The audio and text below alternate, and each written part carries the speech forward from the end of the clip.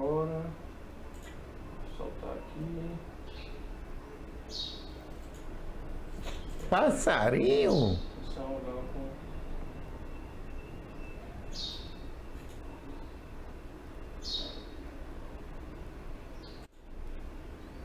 Boa tarde, são 4 da tarde, hoje é terça-feira, dia 12 de setembro de 2017, está no ar o seu programa Sala de Notícia, que você acompanha aqui no Facebook, você acompanha também no YouTube, o arquivo vai estar lá, e também no nosso site saladenoticia.com.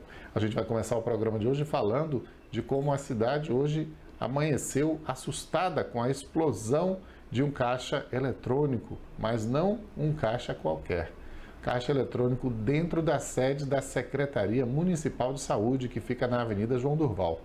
Durante a madrugada, segundo o testemunho, tinha um vigilante lá que se escondeu na hora da ação e ele disse que em 10 minutos os ladrões conseguiram chegar a estourar os caixas eletrônicos, que são 2, e chegaram 5 ladrões em 2 carros, quebraram o cadeado e invadiram a secretaria. Ele se escondeu, ele percebeu, ouviu também falarem que estavam procurando vigilante e tratou logo de se esconder. Obviamente ele não ia sozinho conseguir realmente fazer frente a esse bando que explodiu o caixa eletrônico, olha só, que deixou dinheiro pelo chão espalhado, queimado, até algumas notas de R$2 que você viu aí nessas imagens que foram feitas pelo Ed Santos, do Acorda Cidade. E fugiram, levando esse dinheiro, não há pistas ainda, não se sabe quem praticou esta ação dentro da Secretaria Municipal de Saúde, uma ação ousada, uma ação realmente ousada. Não faz muitos dias a polícia conseguiu frustrar também um assalto a banco, que seria da mesma modalidade, ali na Avenida Senhor dos Passos. Os ladrões tentaram explodir um banco e foram flagrados na hora, antes de conseguirem concretizar a ação. Trocaram tiros com a polícia e a polícia conseguiu prender 2 deles. E agora novamente acontece um outro caso. Inclusive hoje na Câmara de Vereadores de Feira de Santana foi falado pelo vereador Lulinha que a diretora lá da Fundação Hospitalar, do Hospital da Mulher, do Hospital Municipal da Criança, que fica ali no Jardim Cruzeiro, um ao lado do outro, a Gilbert Lucas, tirou caixas eletrônicos, até recebeu várias reclamações, mas tirou caixas eletrônicos justamente temendo uma ação desse tipo. Parece que estava adivinhando e fez muito bem a Gilbert Lucas em fazer isso. E imagina a Secretaria de Saúde até recebe pessoas que são pacientes, que vão lá marcar consultas, que vão lá tentar algum serviço, mas nada comparado a grávidas e recém-nascidos, que são atendidos, e crianças também, que são atendidas ali no Hospital da Criança e no Hospital da Mulher. Feliz ideia essa da Gilbert Lucas de tirar os caixas eletrônicos e evitar até uma tragédia que poderia ocorrer numa explosão, numa situação dessa aí. Por falar em Câmara Municipal, hoje o vereador Zé Curuca anunciou apoios para 2018. A eleição parece estar longe, mas não está. Não, pelo menos para os políticos que já estão intensamente se articulando e definindo a quem eles vão apoiar, de que lado eles estarão, com quem eles estarão na eleição do ano que vem. E o Zé Curuca anunciou quem vai apoiar. Ele representa o distrito de Humildes, né? Ele tem a sua base eleitoral no distrito de Humildes, e ele anunciou primeiro quem vai apoiar para deputado estadual e, na sequência, ele fala do apoio para deputado federal, que está trocando, inclusive, de candidato. Para deputado estadual, eu já me decidi. É um deputado presente no distrito de Humildes, que é onde nós temos um eco muito grande a respeito de trabalho no distrito de Humildes, e eu vou ficar com o deputado estadual Tagino Machado.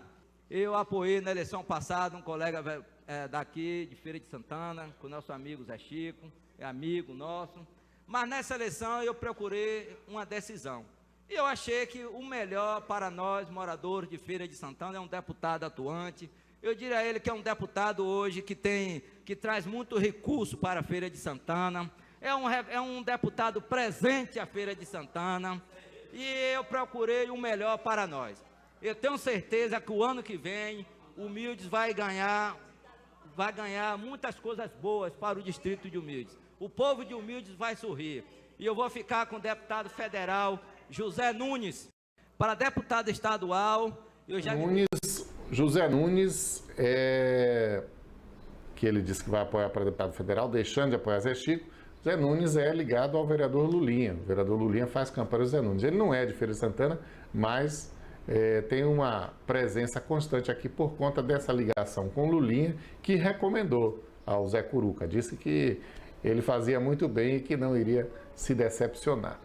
E por falar em eleição de 2018, quem não se recadastrar, quem não fizer a biometria e ir lá registrar sua impressão digital junto ao TRE, vai ficar sem título de eleitor. E o TRE, em função disso, está fazendo uma convocação a todos os eleitores por meio desse comercial que está rodando na televisão, que a gente vai mostrar aqui um comercial bem feiozinho do TRE. Atenção, eleitor! O TRE Bahia está realizando o recadastramento biométrico do eleitorado. Quem não comparecer terá o título cancelado, o que pode ocasionar problemas na emissão de CPF, passaporte e a suspensão de benefícios sociais como Bolsa Família. Compareça ao seu cartório ou a um dos postos de atendimento da Justiça Eleitoral. Para mais informações, visite o www.tre-ba.jus.br. Eu não sei o que é pior, se é esse comercial feito pelo TRE, com as letras balançando, a narração horrível, o locutor disse que o TSE está realizando o recadastramento, ou se é o próprio atendimento do TRE para esse recadastramento biométrico. Porque as pessoas passam o dia inteiro naquela fila, as pessoas que não querem ir diretamente para a fila tentam marcar pela internet e não conseguem, e aí o TRE fica dizendo, olha, está tendo recadastramento, vá lá, se recadastre, você tem que se recadastrar, mas como se o TRE mesmo não oferece condições? Isso está tão ruim a situação que está deixando até os próprios políticos preocupados, porque eles estão vendo a hora de um monte de votos desaparecerem, não serem dados na eleição. Eu mesmo não consegui fazer meu recadastramento, tentei pela internet marcar, não estou a fim de ir lá passar o dia inteiro, e assim como eu, um monte de gente não conseguiu fazer. O prazo acaba logo. O prazo acaba, não acaba perto da eleição, não. O prazo, por enquanto, a não ser que seja prorrogado, é janeiro. De vez em quando a gente ouve falar que abriu mais um posto de recadastramento, mas isso em Salvador. Ou até mesmo em outras cidades. Em Feira continua limitada. A prefeitura assinou um acordo com o TRE para dar uma mãozinha, ampliou o atendimento, mas não resolveu a questão. Então, uma grande parte do eleitorado de Feira de Santana ainda não conseguiu fazer o tal cadastramento biométrico. Olha, numa Câmara de Vereadores em outro estado, teve um vereador que disse o seguinte: não sou contra os baianos, sou contra a safadeza dos baianos. E este cidadão anarquizou com os baianos que estão na cidade dele. É a cidade de Ipojuca, em Pernambuco, e o vereador é o Deoclésio Lira, do PSB, que em discurso resolveu descer a madeira nos baianos. Vamos ouvir como foi que ele falou. Eu sou contra qualquer tipo de preconceito. Contra. Eu não tenho preconceito com nada. Nem com gay, nem com lésbica, nem com ninguém. Com nada. Nem raça, nem religião, nem nada. Nem sou contra os baianos. Eu sou contra a safadeza dos baianos. O que tem de baiano safado dentro desse município não está no gibi. Vieram para aqui, escuta o que eu estou dizendo, viu? Vieram para aqui, muitos não foram embora, e o que tem deles vem traficando droga, vendendo droga nesse município, não está no gibi. Estou falando aqui com a convicção de quem conhece esse município. São desbocados, não tem respeito, e eu digo a vocês, se a gente não toma conta desse município, esse município vai sair de ladeira abaixo. Se teve um baiano que votou em mim, eu agradeço. Mas não quero mais voto, não. De baiano pode ficar com ele. Ora, veja você, o Deoclésio Lira é um louco ou coisa parecida, né? Não tem o menor cabimento as afirmações dele. Do jeito que ele fala, até parece que em Ipojuca não tem nenhuma pessoa desonesta fora da lei, nascida em Ipojuca. Toda pessoa que andar errado lá em Ipojuca é baiana. Pelas palavras do vereador, a gente só pode deduzir isso. Nem voto de baiano ele quer. Eu não sei se ele queria ficar famoso na internet, o que ele queria. A Câmara de Feira de Santana, em função disso, inclusive, aprovou uma moção de repúdio que foi apresentada pelo vereador Lulinha e encampada pelos outros vereadores, foi aprovada hoje. A gente tem aí um mapa para mostrar para vocês a localização de Ipojuca. Ipojuca é uma cidade da mesorregião metropolitana de Recife, ou seja, ela está ainda sob a área de influência de Recife, mas já é um pouco distante. E a cidade de Ipojuca tem 80 mil habitantes, tem mar, né? Fica ali, né, no litoral, e 80 mil habitantes, ou seja, não é uma cidade pequenininha, também não é uma cidade que chega nem a ser de porte médio, ainda não tem 100 mil habitantes, mas tem um vereador bem desclassificado, que é esse Deoclésio Lira, que realmente as afirmações dele são completamente absurdas e descabidas. Agora, uma coisa que a gente não pode negar é que tem muito crime em Feira de Santana. E isso é uma lástima e isso é muito triste. Aconteceu hoje, terça-feira, dia 12, aliás, aconteceu ontem, a morte de mais um adolescente, o Misael Anderson Silva de Jesus. Tem a foto dele aí para a gente mostrar. O Misael tinha só 16 anos e 364 dias de vida. Sabe por que 364? Eu estou enfatizando isso. O aniversário do rapaz de 17 anos era hoje. E ele foi morto ontem em um bar no conjunto José Ronaldo, e lá no bairro Campo Limpo. E estava jogando baralho, chegaram pessoas de moto, atiraram no rapaz e mataram. Foi o 32º adolescente morto este ano em Feira de Santana, para você ter uma ideia do tamanho da criminalidade do nosso município, afetando os mais jovens, né? Na véspera do seu aniversário de 17 anos, o Misael foi morto, foi assassinado. E assassinado assim, as pessoas são mortas na frente de todo mundo. Semana passada eu fiquei muito impressionado com a morte de uma pessoa que estava encostada num poste, aparentemente esperando alguém, talvez até esperando o assassino sem saber, né? Pode ter sido atraída para ali. O cara chega, atira na mulher, tá cheio de gente na rua e vai embora. Chega de moto, para a moto, atira na mulher, vários tiros, para ter certeza de que ela estava morta mesmo, e vai embora. De moto, pega a moto, vai embora. Então essa tem sido a realidade da nossa cidade, infelizmente. Bom, pelo menos se conseguiu alguma justiça através da Defensoria Pública, que obteve, mais uma vez na Justiça, uma vitória para as pessoas que dependem, que precisam de passe livre. Agora, dessa vez, liminar para pessoas com deficiência e economicamente carentes, evidentemente. Precisam pegar ônibus e precisam ser assistidas pela sociedade como um todo. Tem que arcar com os custos daqueles que são os mais pobres. Então, quem tiver limitações para se locomover ou estiver em tratamento ortopédico vai ter direito ao passe livre no transporte. A Defensoria Pública vem atuando decididamente nessa área e já conseguiu várias liminares do tipo. Por exemplo, para pessoas com transtorno mental, portadoras de HIV, anemia falciforme e câncer.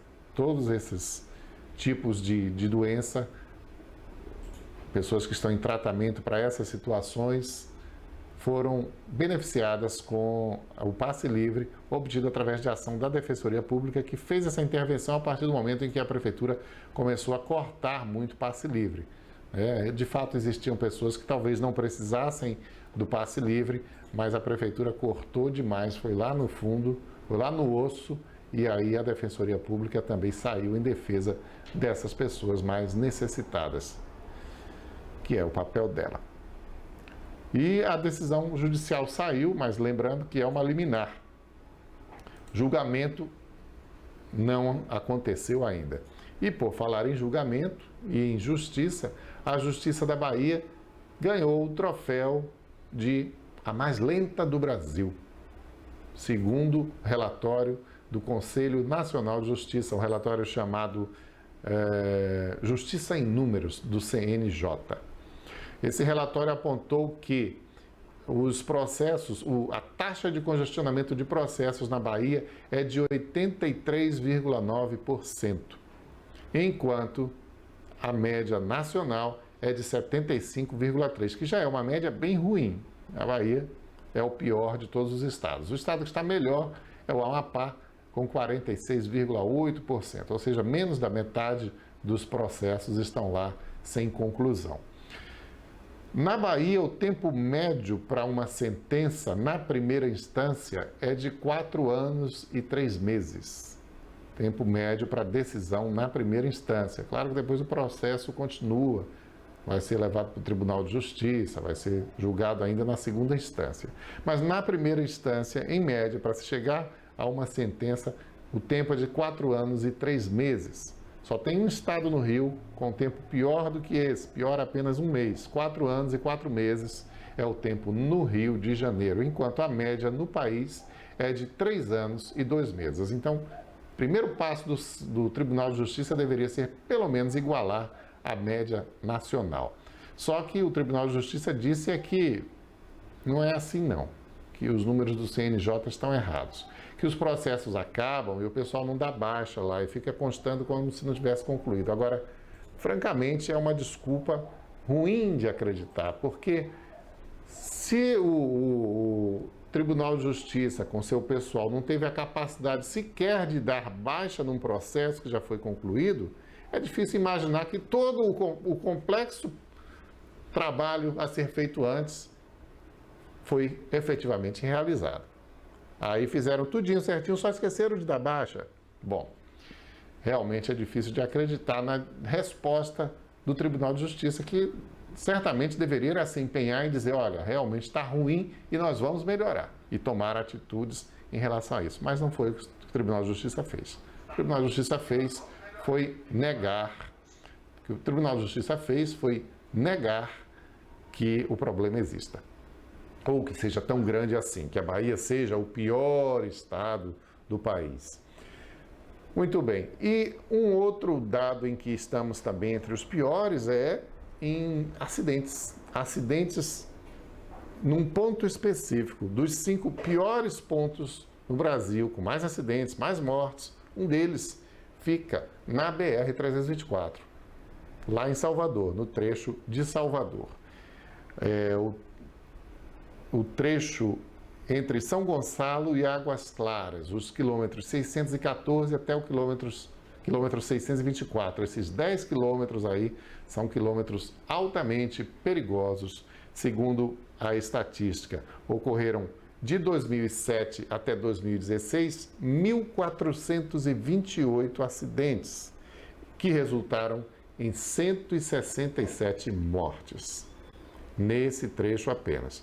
E curioso é que no trecho entre Pirajá e Valéria, ali próximo, também em Salvador, houve uma grande redução nos acidentes, onde eram 14 mortes e 127 acidentes até 2014, caiu 2 anos depois, em 2016, caiu para 4 mortes e 82 acidentes. Foi sendo reduzido gradativamente até que chegou ao melhor número, que foi esse, de 4 mortes e 82 acidentes, num trecho ali vizinho, né? Então é preciso a Via Bahia, que é responsável por essa rodovia, atuar também mais firmemente nesse trecho, que ainda está entre os 5, eu repito, entre os 5 mais perigosos do país.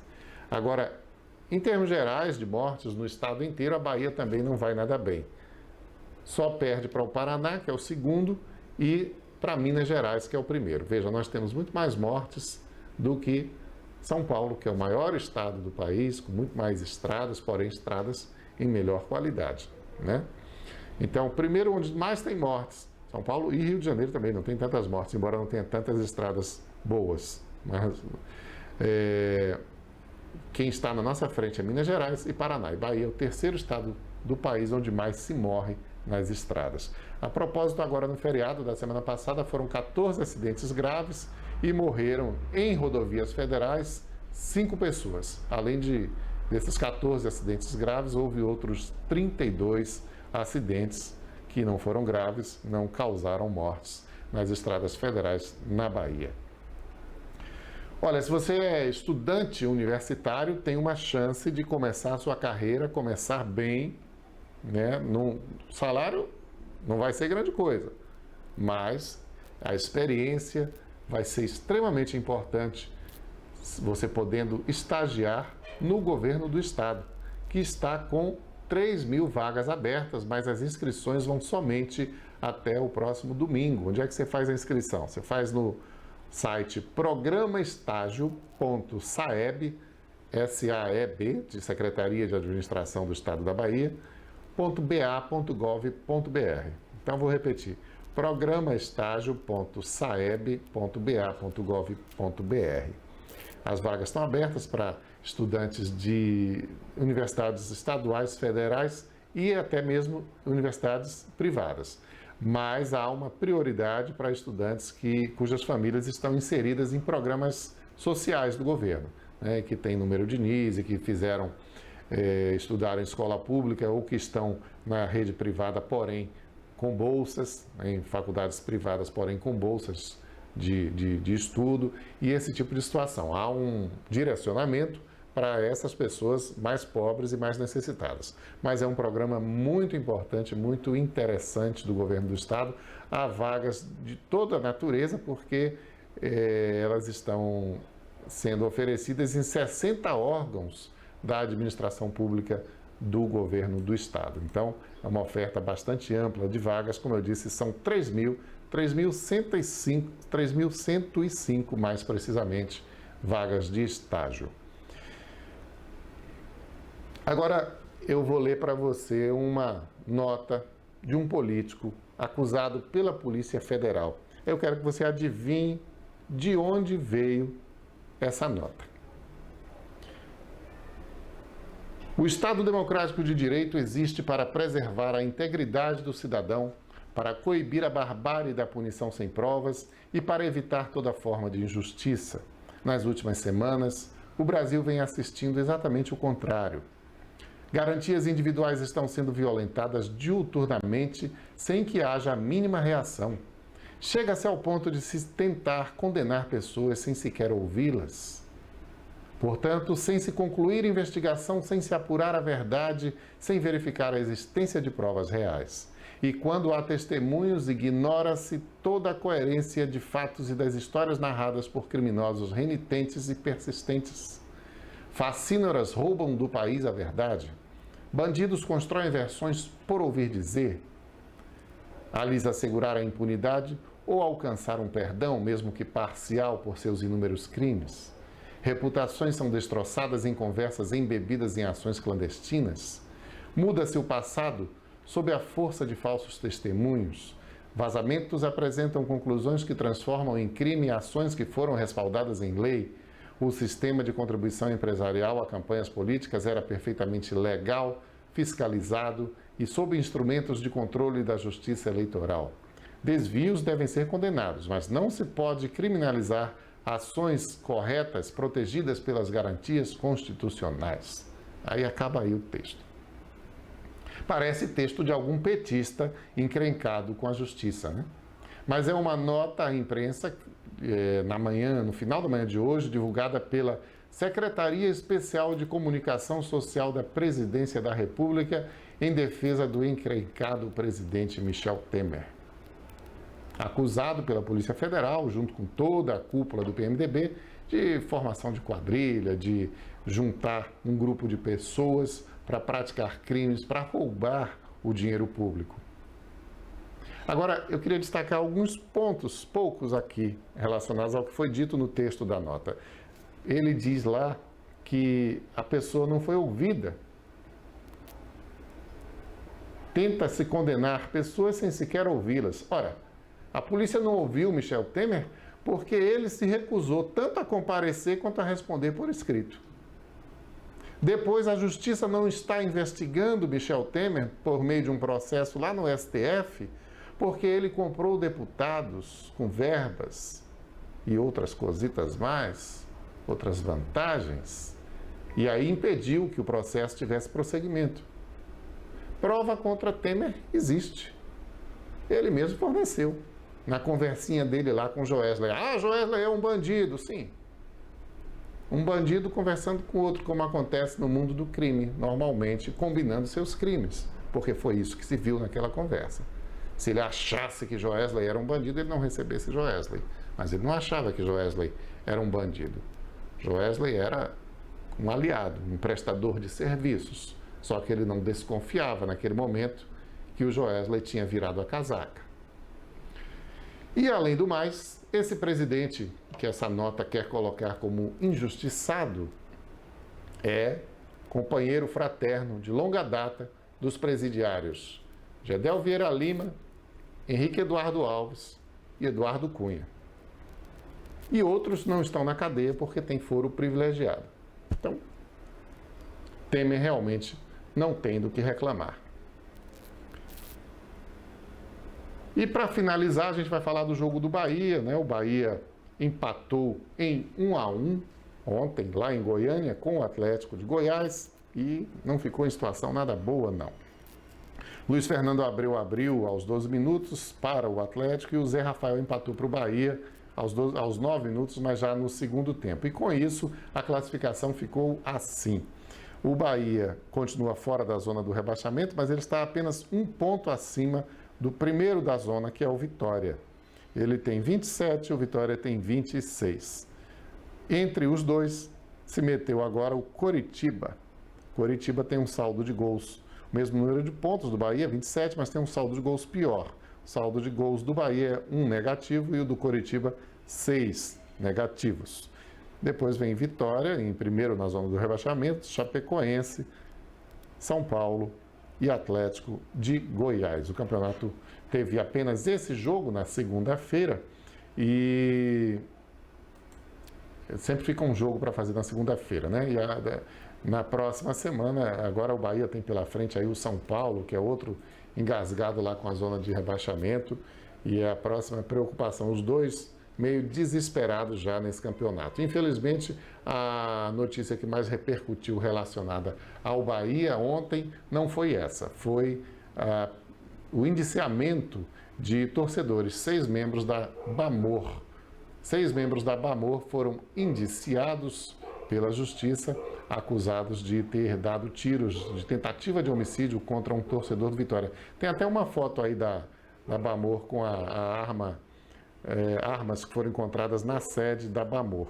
Um revólver e uma barra de ferro que esses monstros que fazem parte de torcidas organizadas usam para agredir os torcedores da torcida adversária, inclusive até quando não tem jogo entre eles. Esse caso aí mesmo, em que houve uma tentativa de homicídio contra um torcedor do Vitória, se deu no dia do jogo Vitória e Fluminense. Bahia não estava em campo, mas o pessoal foi lá atacar o torcedor do time adversário.